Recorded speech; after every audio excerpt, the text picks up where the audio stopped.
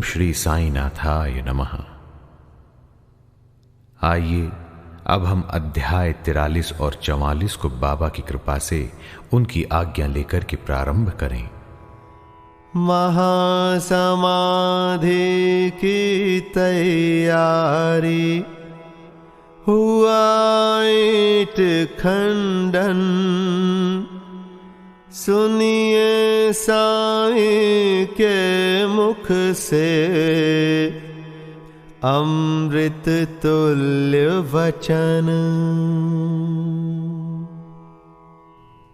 इस अध्याय में महासमाधि की ओर भाग 2 अर्थात इस अध्याय में पूर्व तैयारी समाधि मंदिर, ईंट का खंडन, 72 घंटे की समाधि, बापू साहिब जोग का सन्यास एवं बाबा के अमृत तुल्य वचनों का समावेश है।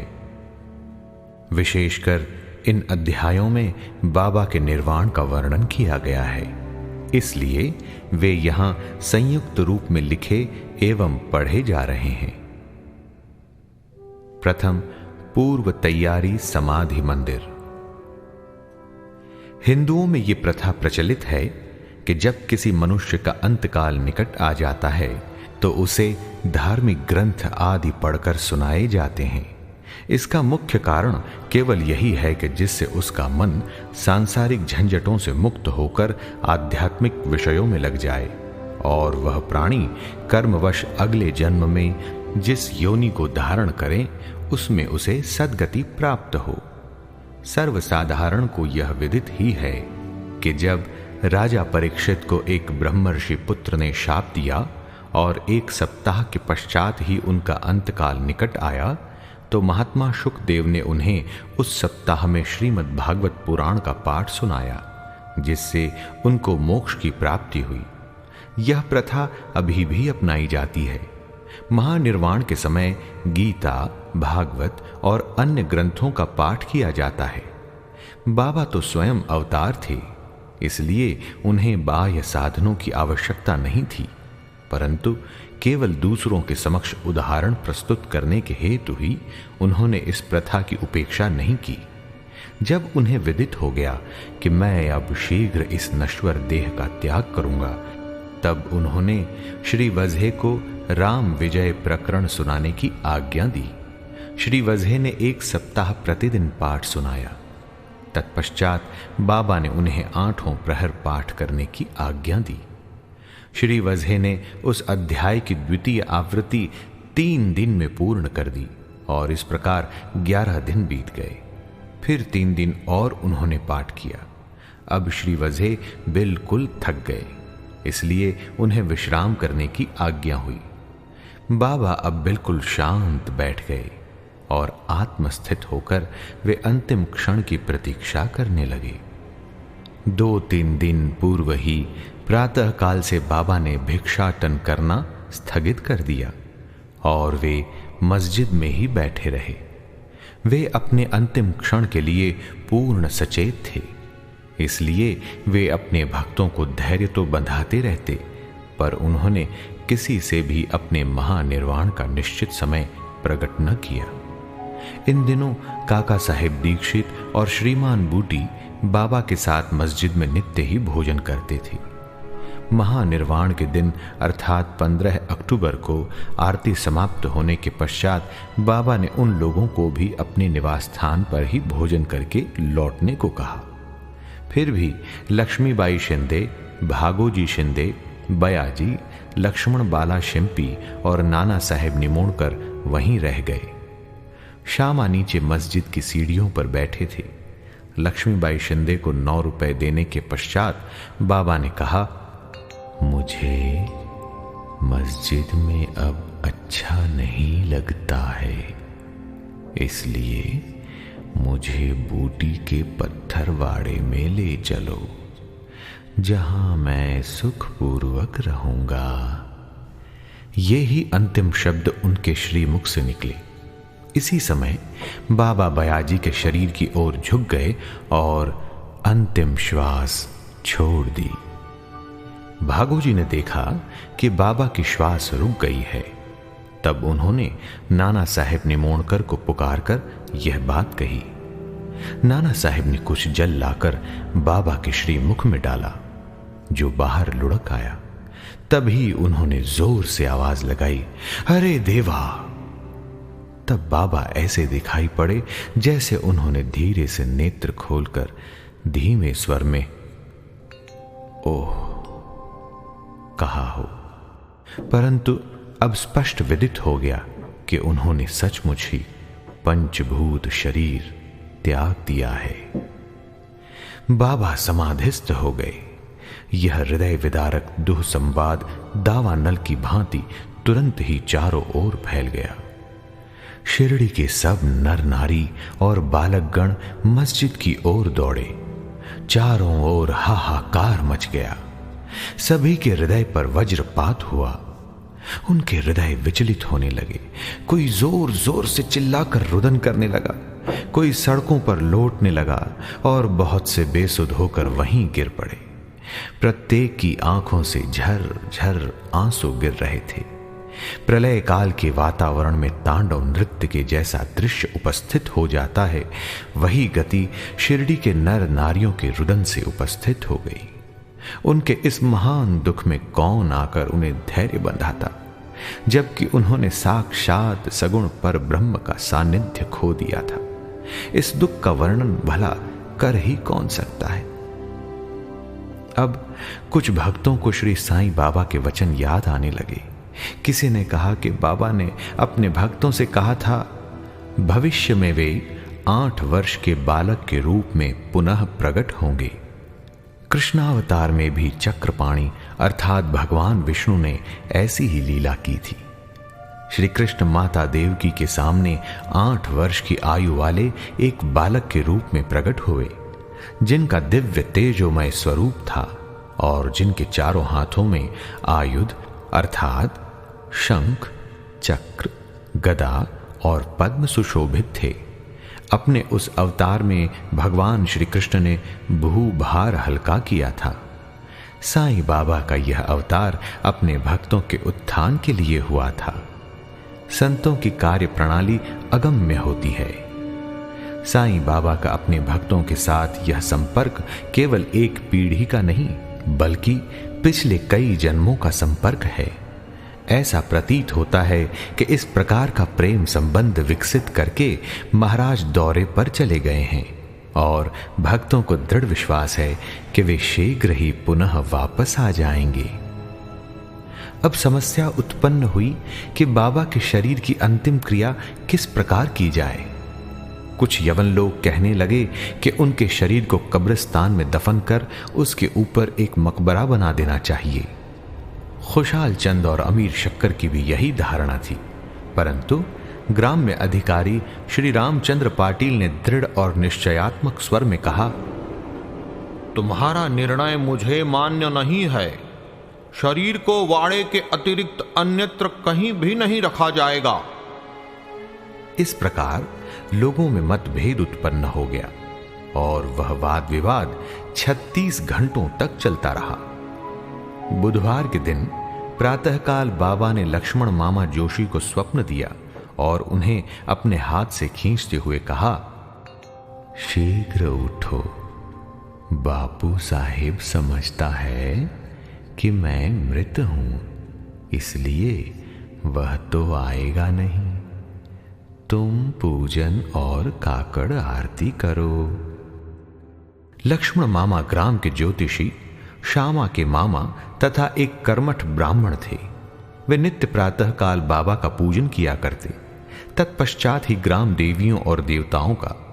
उनकी बाबा पर दृढ़ निष्ठा थी, इसलिए इस दृष्टांत के पश्चात वे पूजन की समस्त सामग्री लेकर वहां आए और ज्यों ही उन्होंने बाबा के मुख का आवरण हटाया तो उस निर्जीव अलौकिक महान प्रदीप्त प्रतिभा के दर्शन कर वे स्तब्ध रह गए। मानो हिमांशु ने उन्हें अपने पाश में आबद्ध करके जड़वत बना दिया हो। स्वप्न की स्मृति ने उन्हें अपना कर्तव्य करने को प्रेरित कर दिया। फिर उन्होंने मौलवियों के विरोध की कुछ भी चिंता न कर विधिवत पूजन और काकड़ आरती की। दोपहर बापू साहेब जोग भी अन्य भक्तों के साथ आए और सदैव की भांति मध्याह्न आरती की। बाबा के श्री अंतिम वचनों को आदर पूर्वक स्वीकार करके लोगों ने उनके शरीर को बूटीवाड़े में ही रखने का निश्चय किया और वहां का मध्य भाग खोदना आरंभ कर दिया। मंगलवार की संध्या को राहता से सब इंस्पेक्टर और भिन्न भिन्न स्थानों से अनेक लोग आकर वहां एकत्र हुए। सब लोगों ने उस प्रस्ताव को स्वीकार कर लिया। दूसरे दिन प्रातःकाल बंबई से अमीर भाई और कोपर गांव से मामलतदार भी वहां आ पहुंचे। उन्होंने देखा कि लोग अभी भी एकमत नहीं हैं।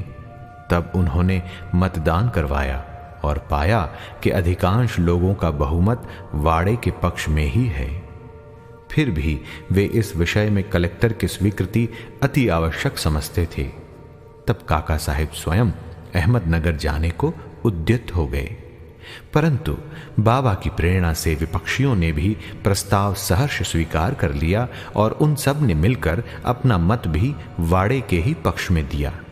अतः बुधवार की संध्या को बाबा का पवित्र शरीर बड़ी धूमधाम और समारोह के साथ वाड़े में लाया गया और विधि पूर्वक उस स्थान पर समाधि बना दी गई जहां मुरलीधर की मूर्ति स्थापित होने को थी। सच तो ये है कि बाबा मुरलीधर बन गए और वाड़ा समाधि मंदिर एवं भक्तों का एक पवित्र देवस्थान जहां अनेकों भक्त आया जाया करते और अभी भी नित्य प्रति वहां आकर सुख और शांति प्राप्त करते हैं। बाला साहेब भाटे और बाबा के अनन्य भक्त श्री उपासनी ने बाबा की विधिवत अंतिम क्रिया की। जैसा प्रोफेसर नारके को देखने में आया, यह बात विशेष ध्यान देने योग्य है कि बाबा का शरीर 36 घंटे के उपरांत भी जड़ नहीं हुआ और उनके शरीर का प्रत्येक अवयव लचीला बना रहा, जिससे उनके शरीर पर से कफनी बिना चीरे हुए सरलता से निकाली जा सकी। आइए अब कथा सुनते हैं ईंट का खंडन।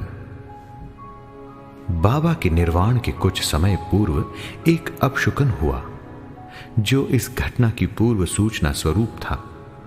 मस्जिद में एक पुरानी ईंट थी जिस पर बाबा अपना हाथ टेक कर रखते थे। रात्रि के समय बाबा उस पर सिर रखकर शयन किया करते थे। यह अनेक वर्षों तक चला। एक दिन बाबा की अनुपस्थिति में एक बालक ने मस्जिद में झाड़ू लगाते समय वह ईंट अपने हाथ में उठाई। दुर्भाग्यवश वह ईंट उसके हाथ से गिर पड़ी और उसके 2 टुकड़े हो गए।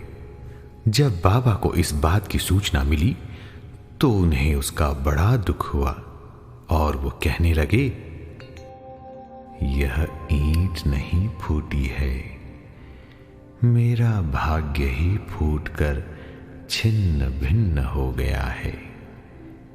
ये तो मेरी जीवन संगिनी थी और इसको अपने पास रखकर मैं आत्मचिंतन किया करता था। यह मुझे अपने प्राणों के समान प्रिय थी और उसने आज मेरा साथ छोड़ दिया। कुछ लोग यहां शंका कर सकते हैं कि बाबा को ईंट जैसी एक तुच्छ वस्तु के लिए इतना शोक क्यों करना चाहिए। इसका उत्तर हेमाड़ पंत इस प्रकार देते हैं कि संत जगत के उद्धार तथा दीन और अनाश्रितों के कल्याणार्थ ही अवतीर्ण होते हैं। जब वे नर देह धारण करते हैं और जन संपर्क में आते हैं तो वे इसी प्रकार आचरण किया करते हैं, अर्थात बाह्य रूप से वे अन्य लोगों के समान ही हंसते, खेलते और रोते हैं, परंतु आंतरिक रूप से वे अपने अवतार कार्य और उसके ध्येय के लिए सदैव सजग रहते हैं। आइए अब इसके बाद हम एक कथा सुने 72 घंटे की समाधि। इसके 32 वर्ष पूर्व भी बाबा ने अपनी जीवन रेखा पार करने का एक प्रयास किया था। 1886 में मार्गशीर्ष पूर्णिमा के दिन बाबा को दमा से अधिक पीड़ा हुई और इस व्याधि से छुटकारा पाने के लिए उन्होंने अपने प्राण ब्रह्मांड में चढ़ाकर समाधि लगाने का विचार किया। अतएव उन्होंने भगत महालसापति से कहा, तुम मेरे शरीर की 3 दिन तक रक्षा करना, और यदि मैं वापस लौट आया तो ठीक है, नहीं तो उस स्थान पर मेरी समाधि बना देना और 2 ध्वजाएं चिन्ह स्वरूप फहरा देना। ऐसा कहकर बाबा रात में लगभग 10 बजे पृथ्वी पर लेट गए। उनका श्वासोच्छ्वास बंद हो गया और ऐसा दिखाई देने लगा कि जैसे उनके शरीर में प्राण ही न हो। सभी लोग, जिनमें ग्रामवासी भी थे, वहां एकत्रित हुए और शरीर परीक्षण के पश्चात शरीर को उनके द्वारा बताए हुए स्थान पर समाधिस्थ कर देने का निश्चय करने लगे। परंतु भगत महालसापति ने उन्हें ऐसा करने से रोका और उनके शरीर को अपनी गोद में रखकर वे 3 दिन तक उसकी रक्षा करते रहे। 3 दिन व्यतीत होने पर रात को लगभग 3 बजे प्राण लौटने के चिन्ह दिखलाई देने पड़े। श्वासोच्छ्वास पुनः चालू हो गया और उनके अंग प्रत्यंग हिलने डुलने लगे। उन्होंने नेत्र खोल दिए और करवट लेते हुए पुनः चेतना में आ गए। इस प्रसंग तथा अन्य प्रसंगों पर दृष्टिपात कर अब हम ये पाठकों पर छोड़ते हैं कि वे ही इसका निश्चय करें कि क्या बाबा अन्य लोगों की भांति ही 3.5 हाथ लंबे एक देहधारी मानव थे, जिस देह को उन्होंने कुछ वर्षों तक धारण करने के पश्चात छोड़ दिया, या वे स्वयं आत्मज्योति स्वरूप थे।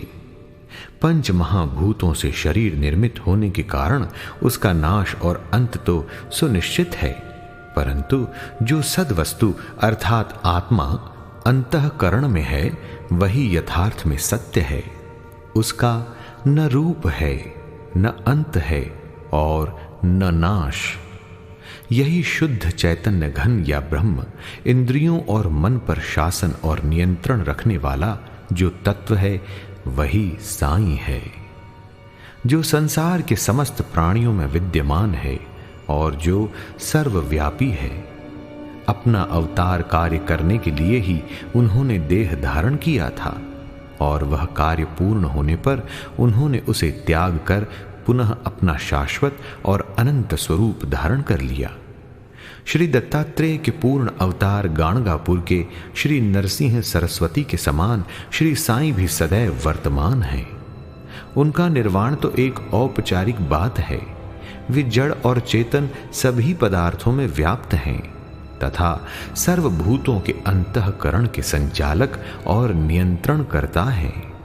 इसका अभी भी अनुभव किया जा सकता है और अनेकों के अनुभव में आ भी चुका है, जो अनन्य भाव से उनके शरणागत हो चुके हैं और जो पूर्ण अंतःकरण से उनके उपासक हैं। यद्यपि बाबा का स्वरूप अब देखने को नहीं मिल सकता है, फिर भी यदि हम शिरडी जाएं तो हमें वहां उनका जीवित सदृश चित्र मस्जिद अर्थात द्वारका माई को शोभायमान करते हुए अब भी देखने में आएगा। यह चित्र बाबा के एक प्रसिद्ध भक्त कलाकार श्री श्याम राव जयकर ने बनाया था। एक कल्पनाशील और भक्त दर्शक को यह चित्र अभी भी बाबा के साक्षात दर्शन के समान ही संतोष और सुख पहुंचाता है।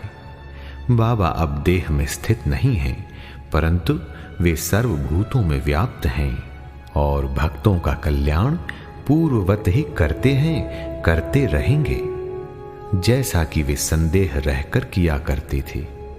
बाबा अमर हैं, चाहे वे नर देह धारण कर लें जो कि एक आवरण मात्र है, परंतु वे तो स्वयं भगवान श्री हरि हैं, जो समय समय पर भूतल पर अवतीर्ण होते हैं।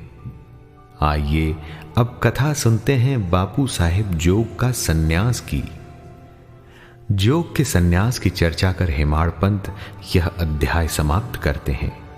श्री सखाराम हरि उर्फ बापू साहेब जोग पुणे के प्रसिद्ध वारकरी विष्णु बुआ जोग के काका थे। वे पीडब्ल्यूडी में पर्यवेक्षक थे। सेवानिवृत्ति के पश्चात वे सपत्नीक शिरडी में आकर रहने लगे। उनके कोई संतान न थी। पति और पत्नी दोनों को ही साईं चरणों में अटल श्रद्धा थी। वे दोनों उनकी पूजा और सेवा करने में ही अपने दिन व्यतीत किया करते थे। मेघा की मृत्यु के पश्चात बापू साहेब जोग ने बाबा की महासमाधि पर्यंत मस्जिद और चावड़ी में आरती की। उनको साठेवाड़ा में श्री ज्ञानेश्वर और श्री एकनाथी भागवत का वांचन तथा उसका भावार्थ श्रोताओं को समझाने का कार्य भी दिया गया था। इस प्रकार अनेक वर्षों तक सेवा करने के पश्चात उन्होंने एक बार बाबा से प्रार्थना की, हे साईं, मेरे जीवन के एकमात्र आधार, आपके पूजनीय चरणों का दर्शन कर समस्त प्राणियों को परम शांति का अनुभव होता है। मैं इन श्री चरणों की अनेक वर्षों से निरंतर सेवा कर रहा हूं, परंतु क्या कारण है कि आपके चरणों की छाया के सन्निकट होते हुए भी मैं उनकी शीतलता से वंचित हूं।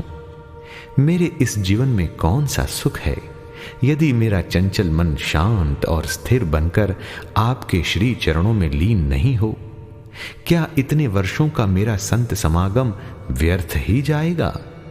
मेरे जीवन में वह शुभ घड़ी कब आएगी जब आपकी कृपा दृष्टि मुझ पर होगी?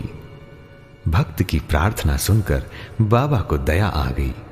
उन्होंने उत्तर दिया कि थोड़े ही दिनों में अब तुम्हारे अशुभ कर्म समाप्त हो जाएंगे तथा पाप और पुण्य जलकर शीघ्र ही भस्म हो जाएंगे। मैं तुम्हें उस दिन ही भाग्यशाली समझूंगा जिस दिन तुम ऐन्द्रिक विषयों को तुच्छ जानकर समस्त पदार्थों से विरक्त होकर पूर्ण अनन्य भाव से ईश्वर भक्ति कर संन्यास धारण कर लोगे। कुछ समय पश्चात बाबा के वचन सत्य सिद्ध हुए। उनकी स्त्री का देहांत हो जाने पर उनकी अन्य कोई जिम्मेदारी शेष न रही। वे अब स्वतंत्र हो गए और उन्होंने अपनी मृत्यु के पूर्व संन्यास धारण कर अपने जीवन का लक्ष्य प्राप्त कर लिया। आइए अब हम सुनते हैं बाबा के अमृत तुल्य वचन। दयानिधि कृपालु श्री साईं समर्थ ने मस्जिद अर्थात द्वारिका माई में अनेक बार निम्नलिखित अमृत वचन कहे थे। जो मुझे अत्यंत प्रेम करता है वह सदैव मेरा दर्शन पाता है। उसके लिए मेरे बिना सारा संसार ही सूना है। वह केवल मेरा ही लीला गान करता है। वह सतत मेरा ही ध्यान करता है और सदैव मेरा ही नाम जपता है। जो पूर्ण रूप से मेरी शरण में आ जाता है और सदा मेरा ही स्मरण करता है, अपने ऊपर उसका यह ऋण मैं उसे मुक्ति अर्थात आत्मोपलब्धि प्रदान करके चुका दूंगा। जो मेरा ही चिंतन करता है और मेरा प्रेम ही जिसकी भूख प्यास है और जो पहले मुझे अर्पित किए बिना कुछ भी नहीं खाता, मैं उसके अधीन हूं। जो इस प्रकार मेरी शरण में आता है वह मुझसे मिलकर उसी तरह एकाकार हो जाता है जिस तरह नदियां समुद्र में मिलकर तदाकार हो जाती हैं। अतएव महत्ता और अहंकार का सर्वथा परित्याग करके तुम्हें मेरे प्रति जो तुम्हारे हृदय में आसीन है पूर्ण रूप से समर्पित हो जाना चाहिए। अब ये देखें कि ये मैं कौन है। श्री साईं बाबा ने अनेक बार समझाया कि यह मैं कौन है। इस मैं को ढूंढने के लिए अधिक दूर जाने की आवश्यकता नहीं है। तुम्हारे नाम और आकार से परे मैं तुम्हारे अंतःकरण और समस्त प्राणियों में चैतन्य घन स्वरूप में विद्यमान हूं और यही मैं का स्वरूप है। ऐसा समझकर तुम अपने तथा समस्त प्राणियों में मेरा ही दर्शन करो। यदि तुम इसका नित्य प्रति अभ्यास करोगे तो तुम्हें मेरी सर्वव्यापकता का अनुभव शीघ्र हो जाएगा और मेरे साथ अभिन्नता प्राप्त हो जाएगी। अतः हेमाड़ पंथ पाठकों को नमन कर उनसे प्रेम और आदर पूर्वक विनम्र प्रार्थना करते हैं कि उन्हें समस्त देवताओं, संतों और भक्तों का आदर करना चाहिए। बाबा सदैव कहा करते थे, जो दूसरों को पीड़ा पहुंचाता है वह मेरे हृदय को दुख देता है तथा मुझे कष्ट पहुंचाता है। इसके विपरीत जो स्वयं कष्ट सहन करता है वह मुझे अधिक प्रिय है। बाबा समस्त प्राणियों में विद्यमान हैं और उनकी हर प्रकार से रक्षा करते हैं। समस्त जीवों से प्रेम करो, यही उनकी आंतरिक इच्छा है। इस प्रकार का विशुद्ध अमृतमय स्रोत उनके श्री मुख से सदैव झरता रहता था। अतः जो प्रेम पूर्वक बाबा का लीला गान करेंगे या उन्हें भक्ति पूर्वक श्रवण करेंगे, उन्हें साईं से अवश्य अभिन्नता प्राप्त होगी। सागर से मिलकर नदियां ज्यों एक रूप हो जाए, साईं शरण में ऐसे ही स्वयं भक्त खो जाए। श्री सद्गुरु साईनाथार्पणमस्तु। शुभम भवतु। अध्याय 43 और 44 संपूर्णम।